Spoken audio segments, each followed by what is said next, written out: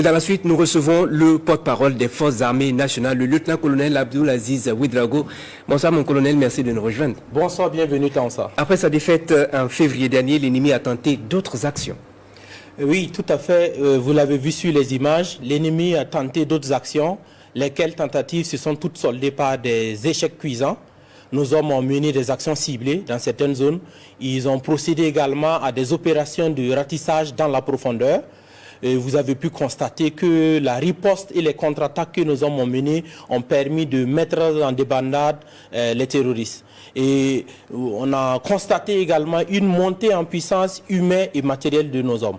Montée en puissance humaine parce que des unités récemment constituées ont été projetées avec brio sur le terrain, et montée en puissance matérielle parce que vous vous souviendrez que la semaine écoulée, nous avons procédé à des tirs d'artillerie avec des pièces nouvellement acquises grâce aux contribuables burkinabés.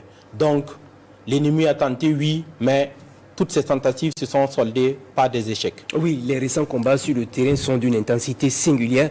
Que retenir ?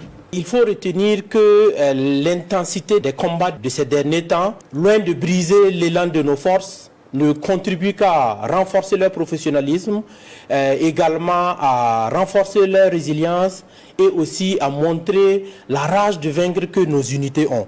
Les unités font preuve d'une très grande culture de combat, ils font preuve d'une discipline tactique et également d'une adaptabilité tactique. Qu'est-ce que j'appelle adaptabilité tactique? C'est la capacité qu'ont nos unités à modifier leur manière d'agir en tenant compte de la nature de l'ennemi, en tenant compte de sa posture, en tenant compte du terrain et en tenant compte des menaces qui se posent à elle. Et cette adaptabilité tactique a permis, comme nous l'avons vu dans les images, de passer d'une posture défensive à une posture offensive qui a permis de mettre en déroute l'ennemi et à engendrer sa fuite. Mon colonel, des zones qui échappaient autrefois au contrôle de nos hommes sont récupérées.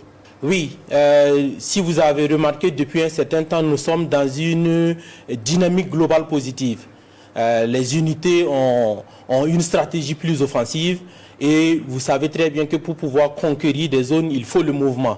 Donc ce n'est pas le mouvement que nous pouvons mettre pied sur certaines zones, ce n'est pas le mouvement que nous pouvons contraindre l'ennemi de quitter ces zones, et ce n'est pas le mouvement que nous pouvons neutraliser le maximum d'ennemis et permettre un retour progressif des populations dans ces zones une fois qu'elles seront consolidées. Le bilan, il est remarquable, au moins 100 terroristes neutralisés, mon colonel. Les bilans sont remarquables.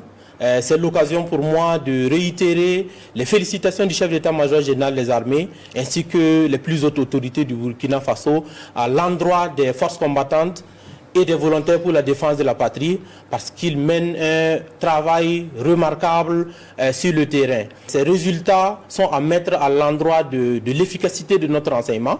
C'est aussi à mettre à l'endroit de la meilleure coordination interarmes que nous avons pour les troupes au sol et pour les appuis et les vecteurs aériens, et également de la collaboration que nous avons avec les différentes populations.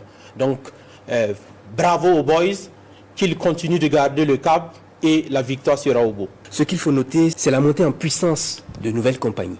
Effectivement, vous parlez de la compagnie expéditionnaire Sahel. Ces unités, ce sont des unités qui ont été forgées au contact de l'ennemi et qui se sont forgées dans le combat.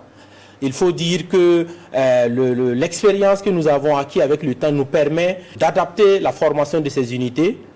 Ensuite, de leur donner une instruction endogène qui colle avec les réalités du terrain. Et vous avez pu voir la dextérité avec laquelle ils ont mis en déroute l'ennemi, la grande discipline tactique dont ils ont fait preuve et surtout, je ne cesserai de le répéter, la détermination et l'amour qu'ils ont pour leur patrie de la défendre quoi qu'il en coûte. Oui, que peut-on dire du moral et de l'état d'esprit de nos hommes ?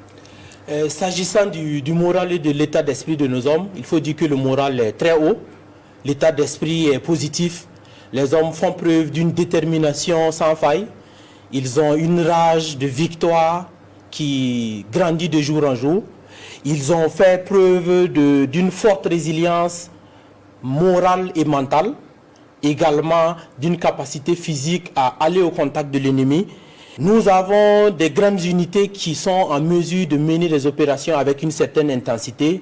Et enfin, nos hommes ont une motivation patriotique très élevée et un sens du devoir qui ne fait que croître. C'est le lieu pour moi de transmettre les félicitations encore une fois du chef d'état-major général des armées et des plus hautes autorités du Burkina Faso à l'endroit des forces combattantes, à l'endroit des volontaires pour la défense de la patrie.